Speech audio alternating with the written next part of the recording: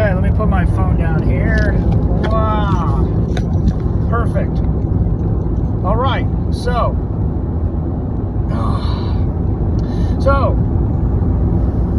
where do I start here? Being on fire for God. Yeah, people have told me, like, why are you not on fire for God? Well, they asked me, why am I not on fire for God? And frankly, I told them, like, there's a couple of things too. Understanding joy, understanding where you're at, and seeing things fall into place where you can be joyful and, you know, not stressed out, not depressed or whatever. It takes a lot of time to understand and to put the pieces together, so to speak, because we're not going to understand this stuff all in a short amount of time. God walks with us through our lives and through these issues and problems and all that. This stuff is important, but it's not going to just simply be handed to us without any sort of experience, failures, successes, or anything like that on our own. So, with that being said, God can and will meet us in our times of need when we ask Him and call out to Him. And in a sense, joy, asking God to bring joy into our life this is hard. This is something that is no different than anything else that we have to pray and ask for.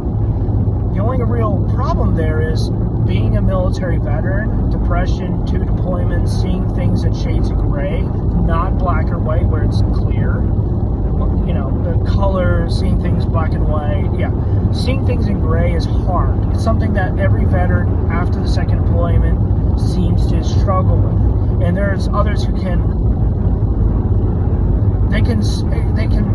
expound upon this further. They can explain more at why we are seeing things in shades of gray. But, you know, there's a lot that's tied into it, not just simply PTSD and depression.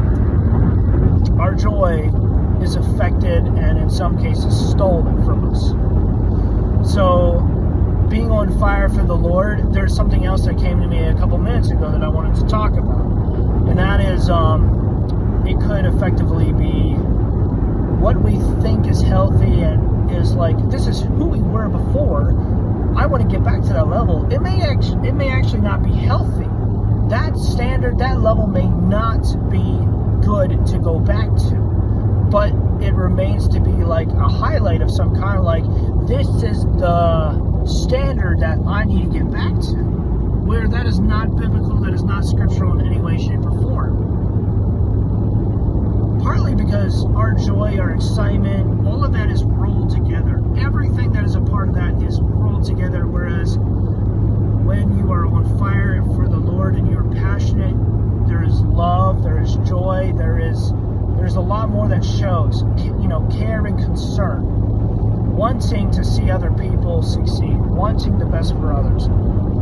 When you, going back to the time in your past, and for me that was Acquire the Fire, where that was probably my first revival that I went to back in 2003. I felt like I was reinvigorated and that I was back on fire for the Lord as well. But the scriptures, the care, concern, anything to do with Jesus as far as, you know, good, healthy qualities that a mature Christian would show, they weren't really there at that point in time in my life. Partly because, considering I'm 37 now, and this is 2003, we're talking about like 20 years ago. I was like 17. About 17. So, yeah, being on fire for the Lord when you're a teenager versus when you're in your like late 30s, mid 30s, it's going to be drastically different. Different qualities, different focus, different point in your life. And the point I'm trying to say is, that may not have been a better time of your life just because you felt like you were more on fire, more energetic or whatever. Tempered, maturity, taking your time, learning the more important lessons matters. It plays a big part in this. And for others who are outside of the military, they don't understand the struggles that a veteran goes through after coming back from deployment. plays a major part in your joy, in your love, in rediscovering life. And this kind of goes into the whole, like, why veterans have a hard time reintegrating with the rest of society. Like, there are some genuine struggles there that veterans do not, that regular civilians do not, they don't have to deal with. All right, until next time, I just want to put my thoughts down here before I forgot. This stuff's important, but, you know, like, things come and go. They do. And until next time, all right?